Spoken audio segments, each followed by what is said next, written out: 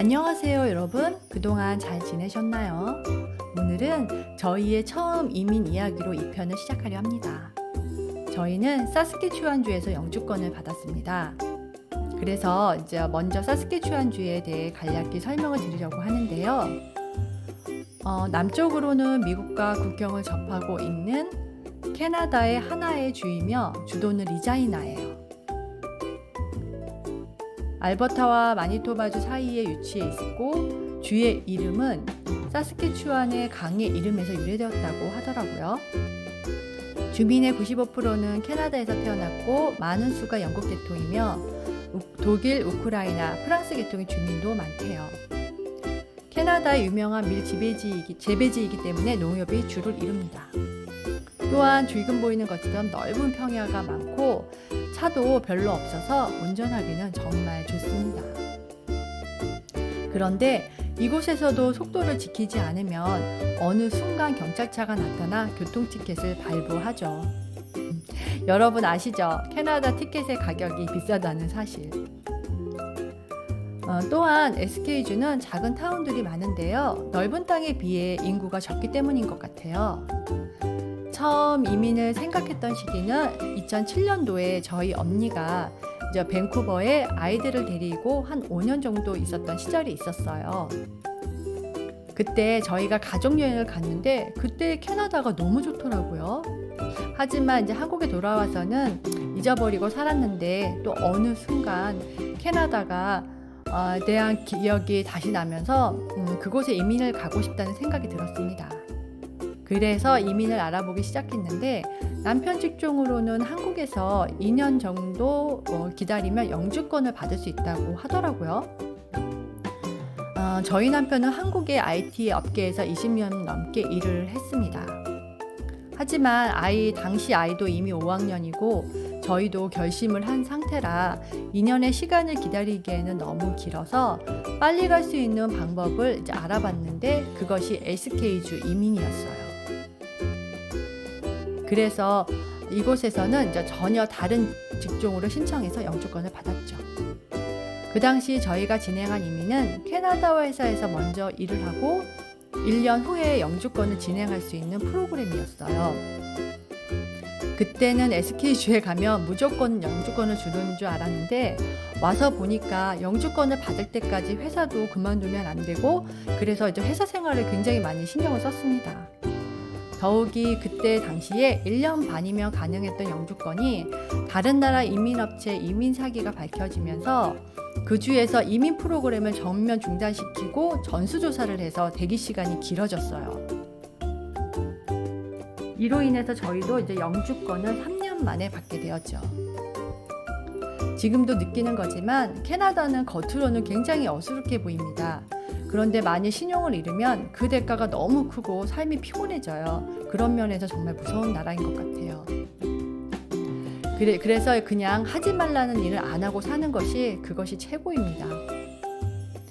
이제 다시 그때로 돌아가면 12년도 11월에 남편이 먼저 사스케추안의 작은 도시 중 하나인 이곳으로 오게 됐어요.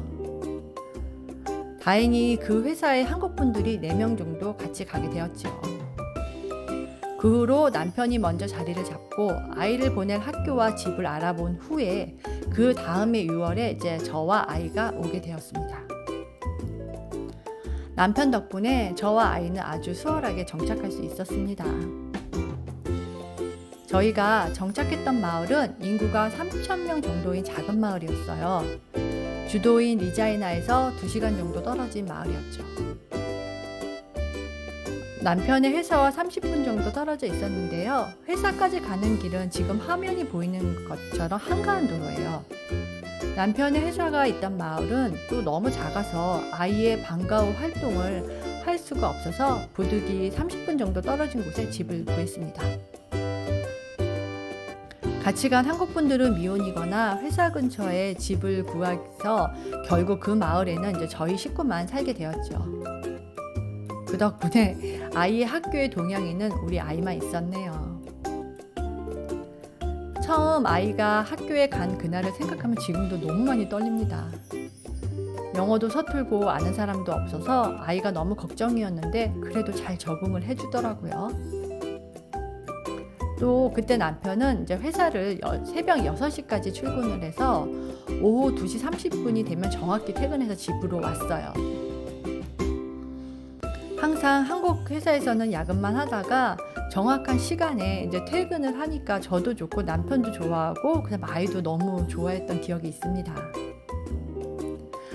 지금 들어가고 있는 마을이 저희가 살던 워터루스라는 곳이에요. 그 주위에 있는 다른 마을에 비해서는 좀 큰 마을이었죠. 들어가다 보면 또 이렇게 워터루스라는 사인 간판도 있습니다. 지금 메인 스트리트 표시도 보이네요. 타운 입구에 합동심을 상징하는 워터루스의 조형물도 있습니다. 처음 도착한 마을에 대한 인상은 서부 영화에 나오는 아주 오래된 마을 같았어요. 지금 보이는 저 페퍼트리라는 식당은 저희가 자주 갔던 식당이에요. 쭉 보다 보면 시니어 센터도 보이네요. 그리고 옆쪽으로 파머시 약국도 있고요. 저기 보이는 이지샵은 식료품점이었어요. 지금 보니까 또 굉장히 새롭습니다. 쭉 돌아보다 보면 저기는 정육점인데요. 저희가 하도 삼겹살을 사니까 저희가 가면 정말 맛있는 걸 주셨죠. 그리고 여기는 직업소개서였고요. 옆으로 쭉 가다 보면 캐나다 RBC 은행이 보입니다. 저 은행에는 저희 아이 학교 엄마가 근무했었어요. 볼링장과 게임 비디오샵도 보이네요.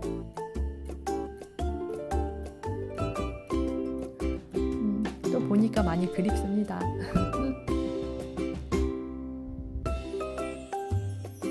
이곳은 저희가 살던 집에서 바로 보이는 캐나다 교회였는데요.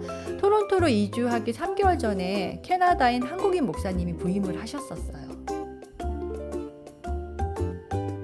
이곳은 마을회관 같은 곳인데 워터루스 시빅센터라고 불리죠. 학교 전체 행사나 마을 행사 때에는 이곳에서 마을 사람들이 모여서 파티를 하곤 합니다. 쭉 이렇게 돌아보고 있는데 저희 코인 런더리는 빨래하던 데고요. 그 옆에 보시면 우체국이 있어요. 우편물은 저희가 이곳에서 가져왔죠. 그리고 이렇게 바로 옆에 보면 저 아치형 문이 있는 데가 있는데요. 저기는 저희가 다니던 병원이었어요. 지금 이곳은 경찰서입니다. 경찰서 옆길로 이렇게 들어가서 3번째 집이 저희가 살던 집이었어요. 지금 보이는 건 작은 공원인데요. 이 공원에 또 바로 앞쪽에 보면은 저희 아이가 다니던 이제 초등학교가 있습니다. 워터루스 엘러멘터리 스쿨이었어요. 그리고 주위에 또 이렇게 길들이 좀 있고요. 길들을 쭉 따라가다 보면은 이제 수영장, 야외 수영장이 나와요. 여름에는 학교에서 수영장으로 체육 수업을 하러 가죠. 지금은 이제 가을의 모습이에요, 수영장. 여기는 윈스턴 하이스쿨입니다. 마을에 하이스쿨이 하나 있었어요. 또 이 마을에는 축구장이 2개 있고 야구장이 4개가 있습니다. 학교에서 방과 후 수업으로 4월에서 6월까지는 야구를 합니다.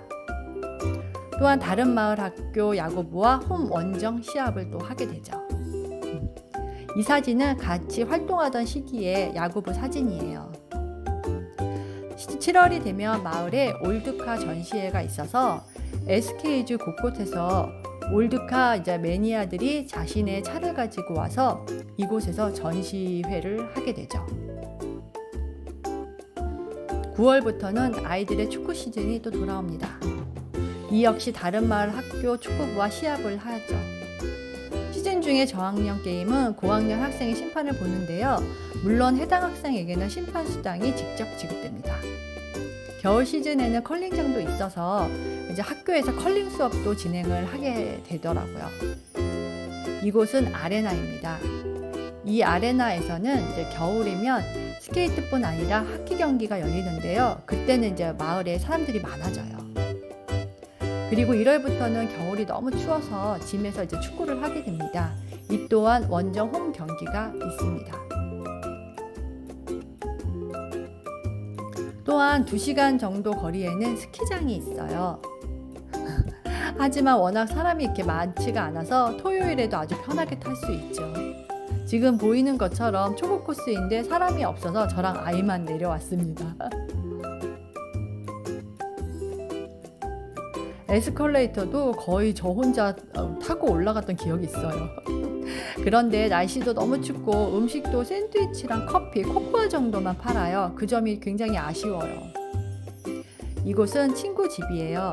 사스케추어는 워낙 시골이라 이런 집들이 많죠. 같이 간 한국 분들끼리 그 당시에는 영주권 때문에 많은 이야기를 했던 기억이 있습니다. 지금부터는 주도인 리자이나 거리입니다.